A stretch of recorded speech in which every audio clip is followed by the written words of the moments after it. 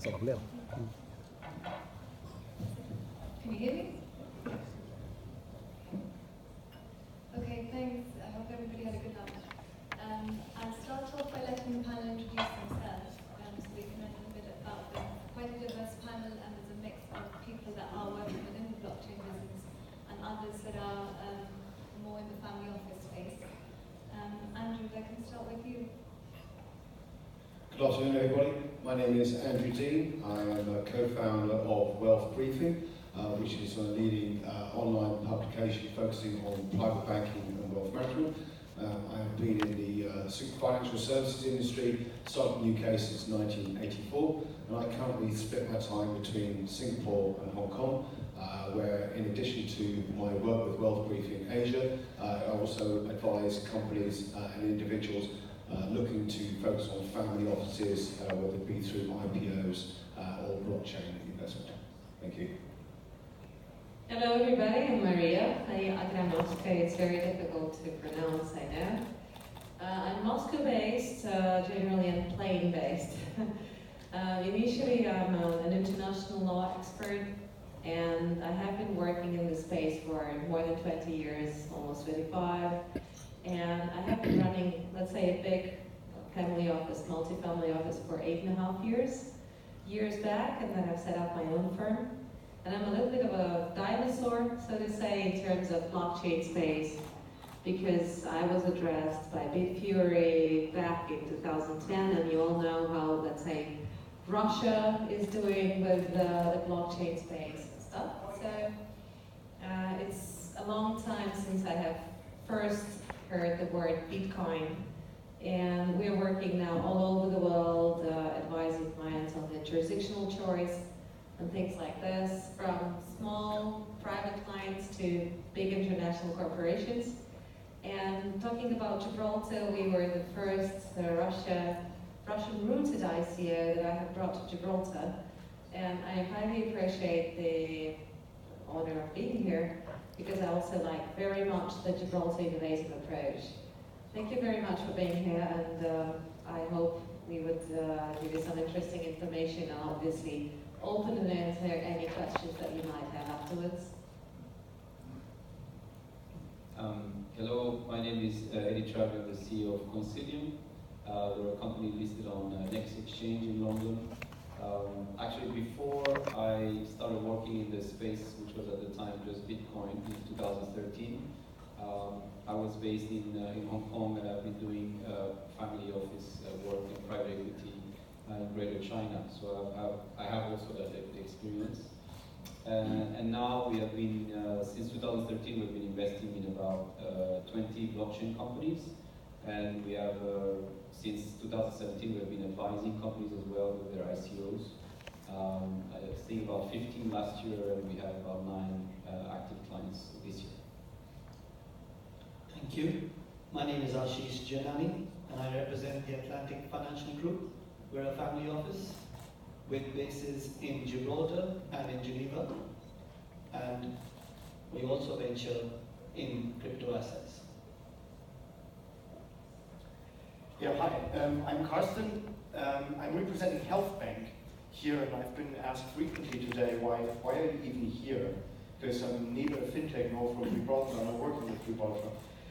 But yet, that's a thank you, Ashish. No, but I'm here because we are, so first of all, we're building a global health data exchange platform. So I think, first of all, and most importantly, health data as an asset to every individual, but also as an asset then for companies to work with in terms of pharma clinical research. So that brings us pretty close to the fintech, and also the name Health Bank. Secondly, I'm very, very interested in the whole regulatory environment, and Gibraltar has done a tremendous job here, and that's why I wanted to learn from and also maybe bring our Swiss perspective into it, because we are actually currently preparing a fully regulatory compliant security token offering, and that's where I think we can all learn from each other. Thank you. Okay, so during the course of the day we've heard a lot about regulation, we've heard a lot about developments in the blockchain space, we've heard a little bit about the issues that blockchain businesses face when dealing with regulators, banks and other institutions. We've heard about crypto funds, but we haven't heard about the investors. So now what we're going to focus on is who are the people that are backing these businesses, in particular family offices is a big part of it, and what is the perception from their perspective. Andrew and Maria, I can start off with you both. Andrew, perhaps you can give us a bit of your experience with your Asian families. Thank you, Emma. Talking to the Asian families recently, there's been certainly the issues around crypto. There's been a loss of shine somewhat, and interest has certainly waned. There have been many white papers, new tokens, and money's raised with little or no strategy of what to do with it. And so investors are cautious. I give an example where I spoke to one head of an external asset manager who said that his biggest client said, "You bring me anything related to investing in Bitcoin and I'll cancel the mandate and withdraw my money." So there is a lot of skepticism, and this is particular around Singapore and Hong Kong. I think if you go to places like Japan and South Korea and even places now with emerging wealth coming out of Thailand and the Philippines, there is certainly interest on that crypto side. So, but it's still definitely, ICO has become a bit of a bad word in the market in terms, certainly in Asia. But so the cryptocurrency side, there's still a lot of skepticism going on, especially with the drop in the market.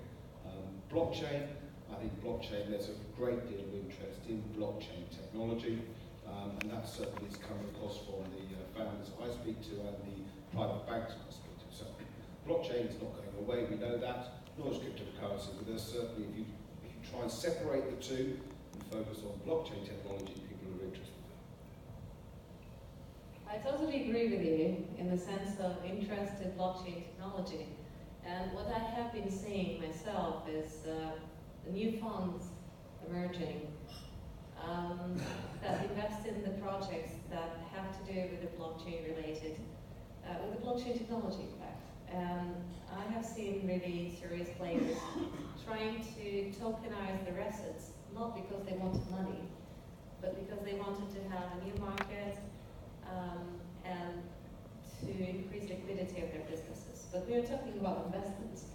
So what I have been seeing as a trend, in fact, I was speaking in London, was October 2017, was the Battle of the Quantum, probably was the first, that's an event for US and UK investors, family offices first of all, you know, and funds. And people were so cautious about ICOs and cryptos, it was really like a bad word.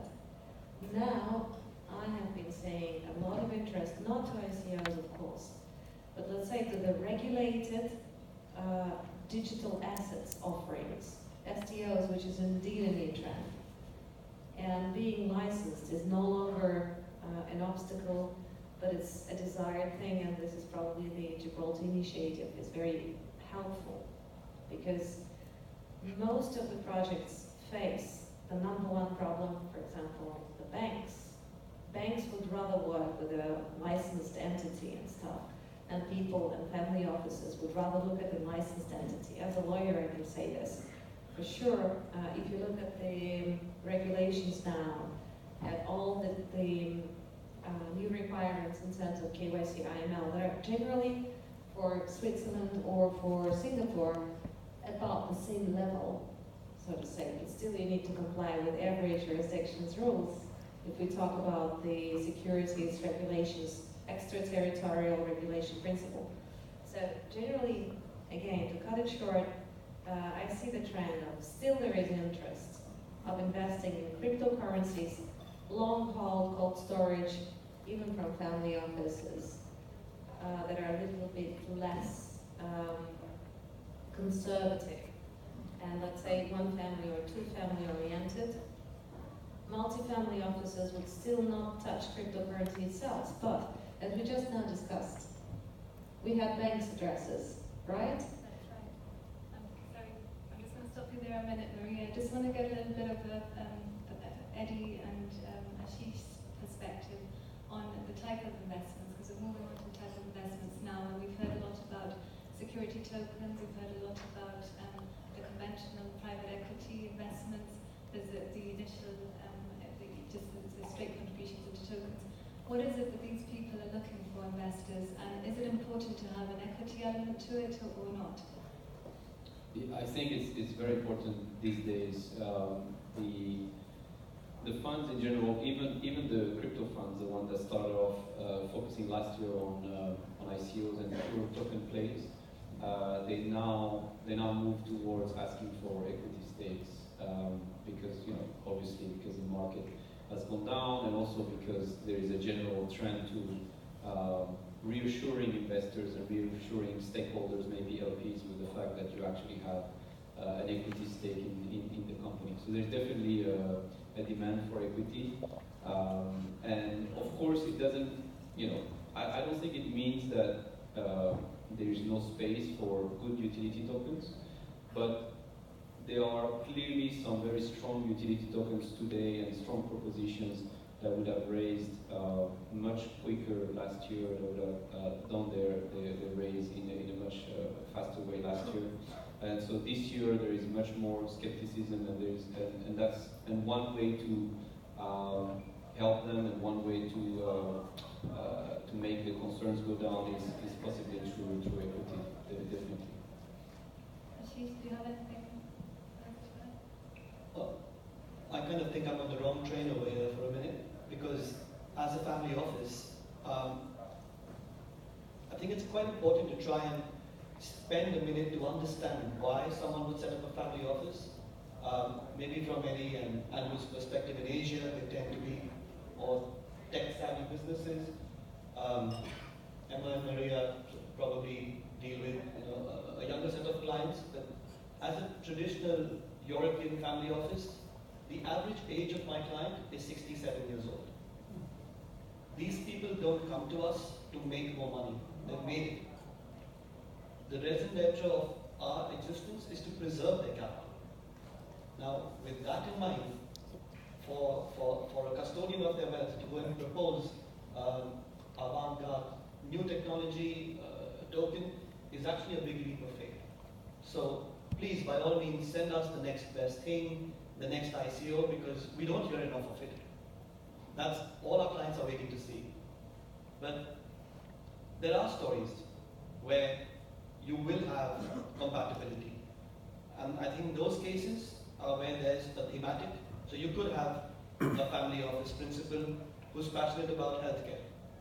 And I think that's where you have compatibility. Or then you've got asset-backed tokens. Some of the work Nicole's doing with Red Sands, some of the other speakers this morning have spoken about with security tokenized offerings, which I don't think are mature enough to take to this space yet. This money follows institutional money. So once you convince the institutions, yes, there will be a conversation to be had. But at this stage, I think find a theme where there's a link, and then perhaps an asset-backed token is the easier way. Carsten, you come at it from a different perspective, because you're actually the blockchain business that is in fact looking for that investor. What's your take on it? Well, yeah, as I'm CFO of the company, I do have quite a lot of discussions and negotiations, as you guys can imagine, with both private angel investors, VCs, family offices and stuff. What we found, or what I found very, very promising, is that there indeed is a very big demand in meaningful projects, and in projects that people have a link to. If there is a personal interest in health, then we as Health Bank have a very good in. However, this is not where it ends. What we discovered as being really valuable, in particular to family offices, in particular to private equity, is not just a concept that so many ICOs came around the corner over the last year, but rather a business model that to some extent is proven. The It still is a new business model. Health bank still is a new business model, for example, but we were able to prove that we have initial customers, that we have initial revenues and stuff like that. So that's where it starts getting interesting. And then lastly, and I think this is also going back to the tool itself, that if we were to issue yet another utility token, we would fail. That's my personal opinion.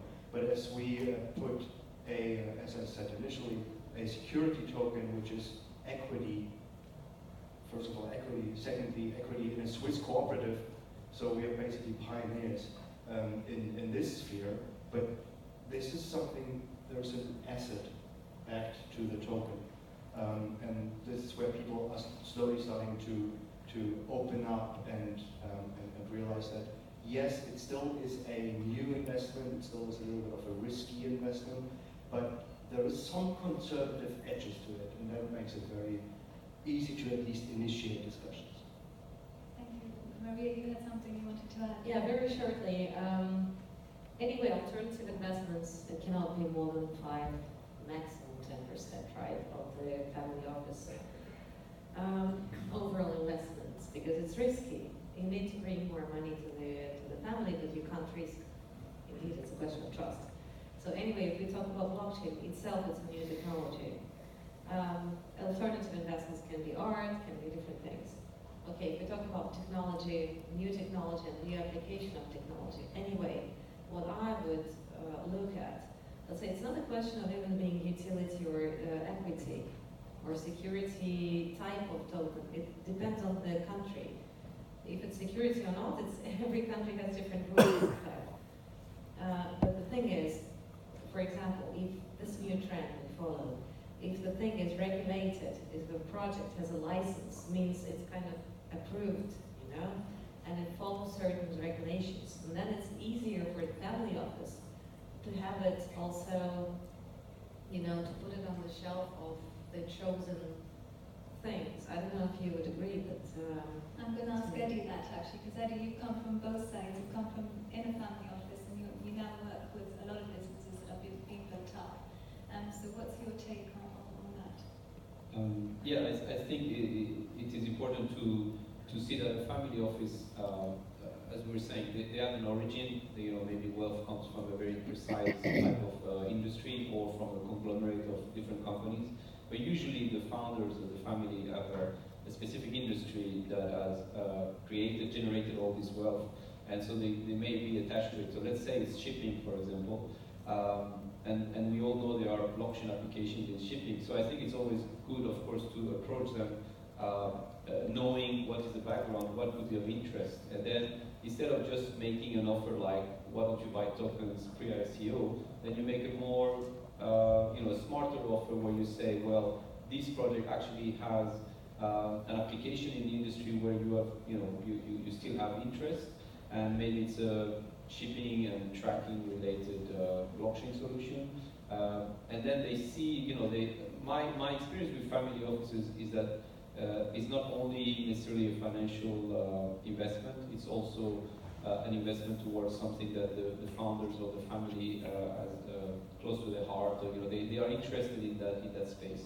So if you come with an offer that makes sense, then I agree it's not only equity or tokens, it's also the outlook, the profile, and can they accomplish something, can they achieve something by being involved. And of course, in a way, family offices as well, they don't like to be only limited to the financial impact. They want to see more.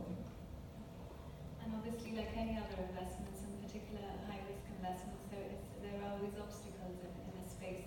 And in particular, what you were talking about earlier was the private banking sector. So Andrew, if I come back to you, you have particular views on the private banking and the hurdles that families are facing.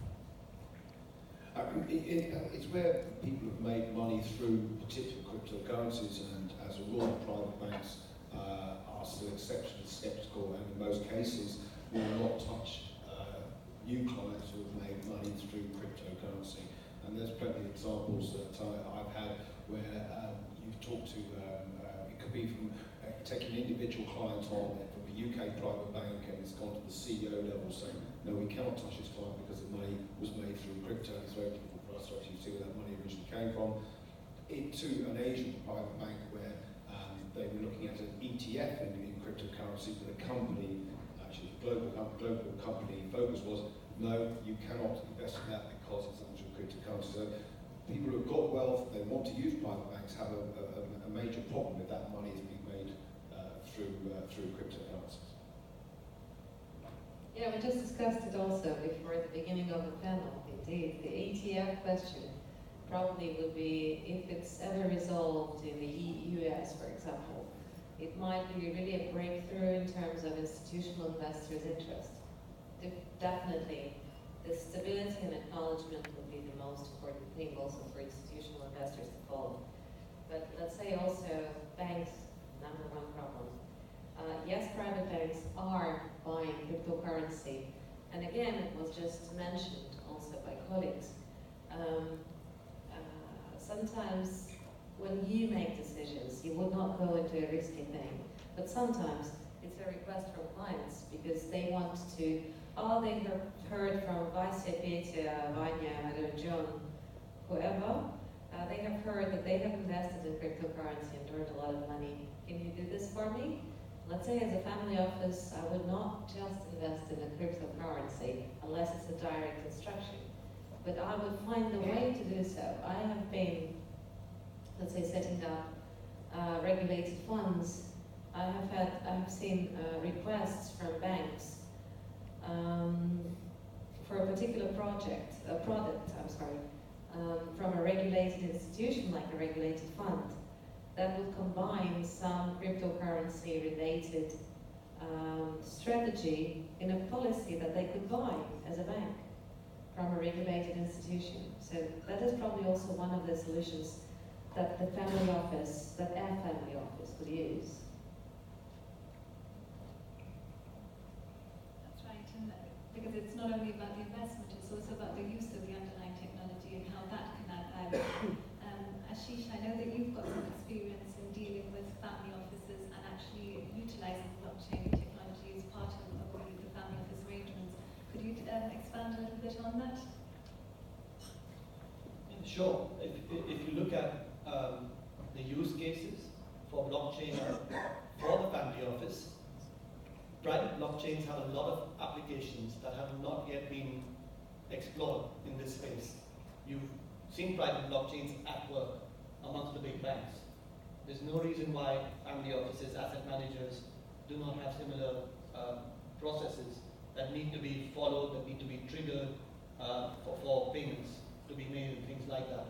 So a classic case is a complex cross-jurisdictional, cross-border family where payments are triggered between beneficiaries based on certain rules. Blockchain is a massive advantage for an application for the custodians of that wealth to be able to operate. The problem is custody of the crypto asset. That's something we would not have control of as things stand. Even with regulation coming over the security or the token, what about regulation of the custodian? That leaves a question mark. Maria is smiling.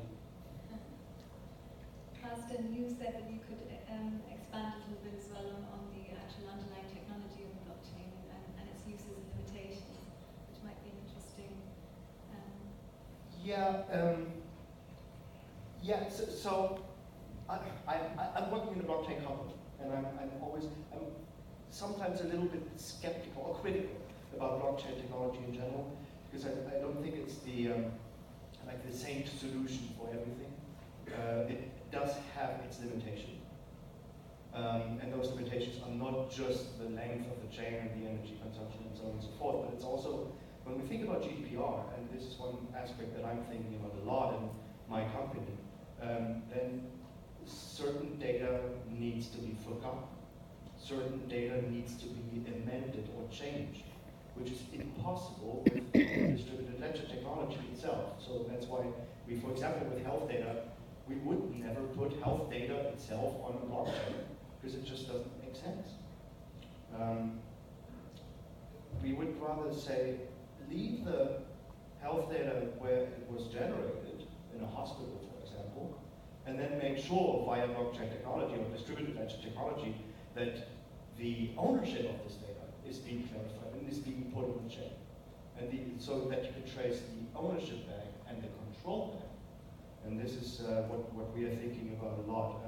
This is not necessarily like a funding related issue, but in general, I think this is one thing we need to consider, that blockchain is not the solution for everything.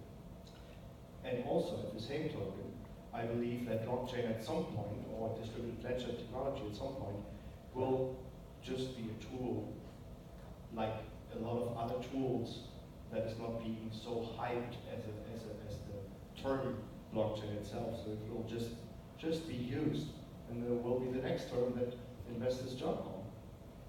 Eddie, you've worked with a lot of different businesses. Do you agree with that? Yeah, we have seen, I mean, overall, of course, you know, a lot of things have happened since, you know, the Bitcoin blockchain and the first clones and, you know, forks of different blockchains, etc. So obviously, there is a lot of debate around the limitations of blockchain, and among the high number of new protocols that emerged last year, you know, throughout the ICO wave, we've seen new blockchain, new protocols. You know, I'm an advisor on a few of these. So definitely, you know, that's part of the environment, and you know, yet to know which one will prevail. Obviously, I mean, it's not, you know, it's very difficult for people to tell at this moment. But I agree that I would love to see people basically use blockchain, but I mean, I mean, to be honest, there are many people using blockchain. It's just that it still has this hype around the word, which of course was a pro for some time, can be a con at some point, because it becomes a disadvantage where people think, oh, I heard too much about it. But actually, have you taken the time to look into it, to learn about it? You know, it's a whole education process, and most of us, if we're in this space, we know we have to get through. You know, we need to study it, we need to learn about it, and then we need to use it. And this is still very, very important today for anyone coming in this space. Absolutely, and I think even going back to the custodian issue, I think even private banks now have no choice but to look at it, because it's clearly here to stay. I'm going to ask one further question, because Pete just mentioned it was time, before we open up to questions from the audience. But if you were to advise a family office or an investor, and bearing in mind that you come from both sides, I think obviously you're going to be doing more of a sales pitch, Carsten, but would you say yes, no? What would your views be? I think certainly blockchain isn't going away, so yes, absolutely look for the right investment opportunity, which I think, as you said earlier, you know, looking at one which suits your family requirements, suit the line of business that you're in or an interest that you have. So absolutely, it's here to stay, and there's definitely opportunities. Saying a yes to the technology, let's say, again, two things. So first thing to consider, again, rightly, blockchain is not the only technology that is interesting right now. It was only because it was a great need in crowdfunding and the access to simple small investors for simple small projects that were not yet at the level of a venture capital fund. That's why the hype was, actually. Also extraterritorial character of cryptocurrency payments, not talking about the black side of it. For a family office, we should look at the technology, let's say, in a sober way, where artificial intelligence, big data, and blockchain definitely works the best in combination with other technologies. That's one thing. It's same as with any other technology, good due diligence, good you know, sober approach to this. Another thing is the way how things are paid. And that's again, as a separate issue. So payment with cryptocurrencies, cryptocurrency-related custodian issues, escrow for crypto, that is yet to come, I think. The fifth directive already deals with crypto, and we're seeing more and more comments from the regulators, which is even more important than new laws, because this is way more, the implementation of legal norms is more important than that. So again, yes to technology, and let's say maybe to any cryptocurrency related issues.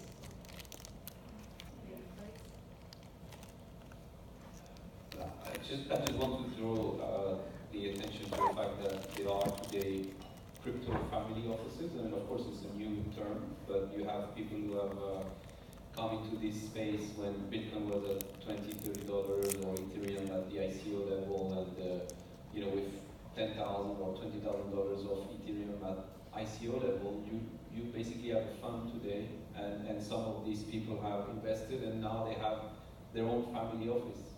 So you have, and they don't necessarily have banking issues because probably, most of them would not actually bank any fiat at all. They're just, some of them are just keeping crypto. So we have a new class of mega rich. In Asia, I don't know if you've seen, but there was a recent inclusion in Asia of the top, founders of crypto, and they are now in the top, 100 richest Chinese or Asian. So South Korea.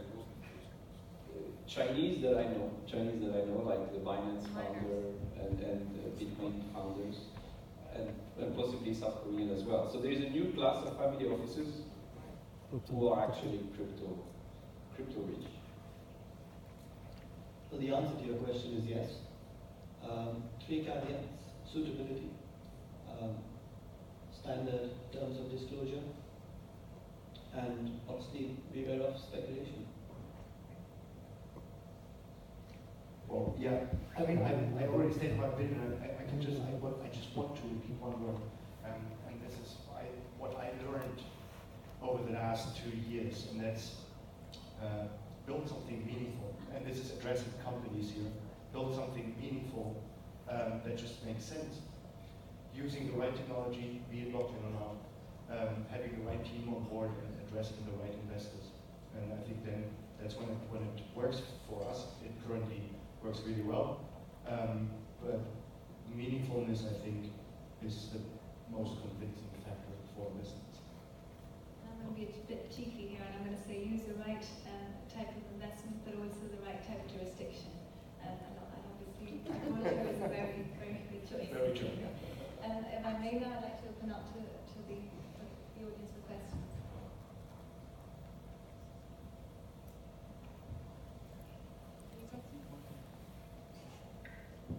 Do you have any questions at all? At the back?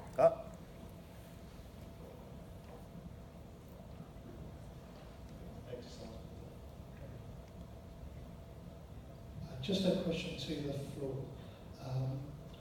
I actually invest quite a lot into crypto projects. And what I'm finding is different jurisdictions sometimes make it very, very easy for fund managers to invest in. But the biggest problem is the actual quality of some of the ICOs and the STOs that are presented to the family offices. Do you have now more mechanisms in place to support some of these ICOs and basically STOs that don't reach the standards, or are you just turning them away like last year and this year because of the constraints that you're in? Is that question directed to anybody in particular, or?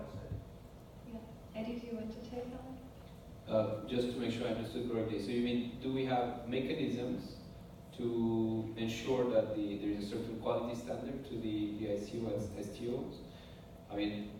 We receive, I'm sure it's the case for many investment companies and advisors in this space, but we receive tens of potential investments of ICOs per day, and about as much for advisory. So the mechanism is, personally in our company, because we have been in this space for 5 years, I think we can tell, based on the origin of the project, maybe we know team members, the ones that we feel that could be appropriate that we take on either as an advisory client or as a potential investment. But, there's no technical mechanism that I'm thinking about. We rely on our own experience in the space. I'll just add to this a little bit. From the legal perspective, because I have heard that was one of the elements of the question, so to say, the choice of jurisdiction is probably the major point. So I would definitely decline a project that has no reason for using blockchain. So why is blockchain needed? And B, if they don't understand why are they actually doing this from a certain country. So if there is no homework done, I would definitely decline it. Just adding that actually we get contacted and solicited by companies before they chose a jurisdiction. So that makes the problem a little bit larger to address, because they may say, okay, we are based here physically, but or it's a distributed team, but at the end of the day, which jurisdiction they may not have chosen yet. Interestingly enough, we find nowadays, coming to October 2018, lots of requests for seed capital to do an ICO, not for the ICO, but now to go ahead and launch your own ICO. And again, look, you've got some really smart people out there, and the question to be asked is, if it, unlike technology, has compatibility with your objectives, you can go ahead and invest, but do you need the ICO to do that investment? And again, going back to what Maria said, the choice of jurisdiction is important. I mean, obviously there are jurisdictions that have quite strict regulations around doing ICOs and things like that. There are others that are looking at it, and there are others that don't do that at all. So you really do need to look at where these people are based and what they're doing from that jurisdiction.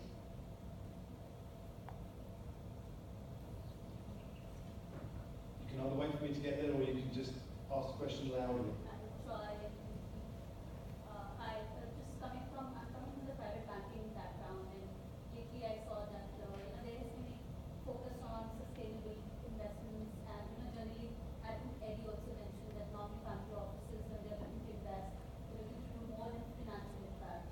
So based on your experiences, do you see like they've started getting into blockchain for sustainability, or things like that, where not just a specific theme, but mostly for social impact, stuff that we've seen anyone do, and especially Asia as well. I've seen like Asian in sustainable alliance as well.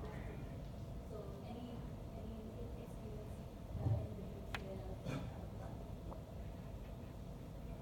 I've definitely come across a couple coming out of Singapore in particular. Yeah, it's a high topic area of interest for families particularly, and yes, I have seen a couple looking on the blockchain side. Again, adding to this, I have seen client requests. They want to change again the business itself from very conservative to innovative, and this is why they want us as their advisors to help with the blockchain implementation, as just making it more innovative and open to new either investors or partners, or just new horizons or new territories. That's one side of it. Let's say also there was another part of the question potentially. So family offices not only make investments to raise money, but also make certain donations and stuff. I have seen a lot blockchain-based charity ideas, for example, and that's very interesting. It's not to raise money, but it's simply to make money more available for people who are in need. And I have seen 3 projects, let's say, of that kind from my clients, and they wanted to make it on blockchain and just make it more transparent, reliable, and accessible, so to say. Yeah, I totally agree with Maria. I think there are a lot of projects out there that are based on social impact and philanthropy in particular. And there are also charities that are looking at actively implementing the blockchain within their own frameworks. So definitely an area to look out for. Just to add that there are actually a few ICOs on, I don't know how many exactly, of course, but there are a few ICOs actually really focusing on this, like for example, sustainability goals and social impact. But also, if we go back in time, financial inclusion has always been quite important in the world of blockchain, and the use of cryptocurrencies for cheaper remittances, and so there are many projects also that we have seen, or some we have invested, tackling these issues. So I've actually got 2 perspectives on this. I know that there's this talk about taking blockchain for the unbanked populations in Southern Africa and South Asia. I see a lot of this talk happening in the West. One of our family's philanthropic ventures ventures is in rural India, and to be honest, I have not seen any penetration where the unbanked population that exists is even aware of any solution to this regard. So there may be a slight distortion between a concept and its actual practical approach, in my opinion, on this perspective. On the environment, I think there's lots of strides being made forward using the blockchain and various applications from the blockchain towards more sustainable energy emission production and distribution, electric vehicles, and a number of other environmental goals. Healthcare.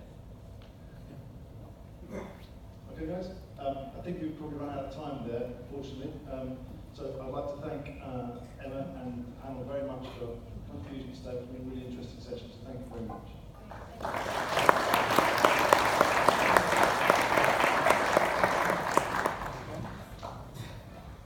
Okay, so now I'm going to ask Nicole.